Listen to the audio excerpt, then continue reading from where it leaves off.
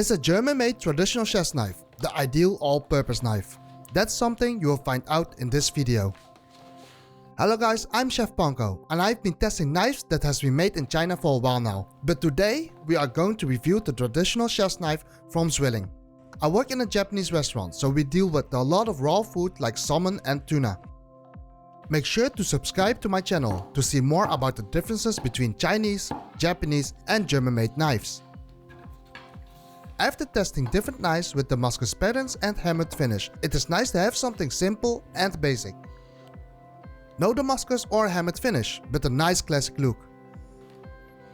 It is made from Viola steel. It is ice hardened to a Rockwell hardness of 57.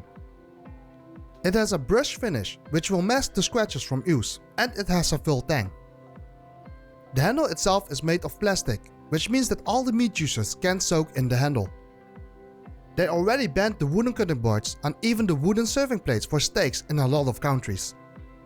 The only place I know where the wooden handles on the knives are banned is in the butcher store. Now let's move to the comfort and the balance point of this knife. Most Japanese knife is balanced on the heel of the blade, which will make the blade balance at the middle. Chinese cleavers tends to be more blade heavy, because the tip of the blade is sharper if we speak about the all-purpose Chinese cleaver. The balance point for most German chef's knife, like the Zwilling and the Wusthof, is balanced towards the handle, which will make the knife back heavy. What does this mean? Chefs like Gordon Ramsay like the knives back heavy, especially for the German-made knives with the traditional chef's knife profile.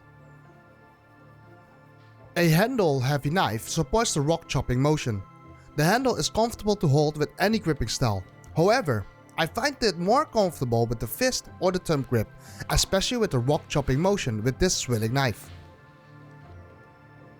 The performance of this knife is good. It is designed to be sturdy and to handle most of the tasks that is necessary for the Western cuisine. The German Western chef's knife has some good points. It is more durable and easy to sharpen than a Japanese knife. Unlike the Japanese styled knives, cutting through chicken bones will not chip the German knife.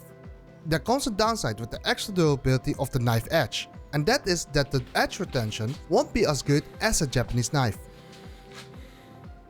Since the edge can be resharpened a lot easier than a Japanese knife, you can get away with honing the steel multiple times with the honing rod before you need a whetstone to resharpen the edge. The sharpness out of the box is good, but not great compared to a Japanese knife. Even the Japanese styled knife that is made in China is sharper.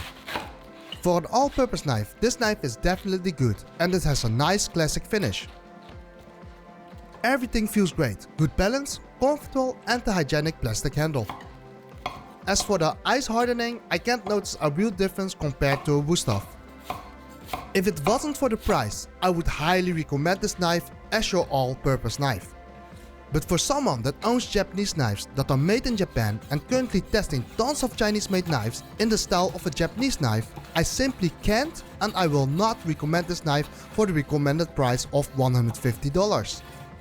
Especially if you compare it with the knives that we can buy in China. The knife itself is absolutely a winner when it comes to an all-purpose knife. It shares everything what I expect for an all-purpose knife. A good and durable knife that won't chip if you go through chicken bones. You can be more aggressive in your chopping and cutting with this knife without worrying about chipping the blade. But for an all-purpose knife, I find this knife very expensive for the recommended price of $150.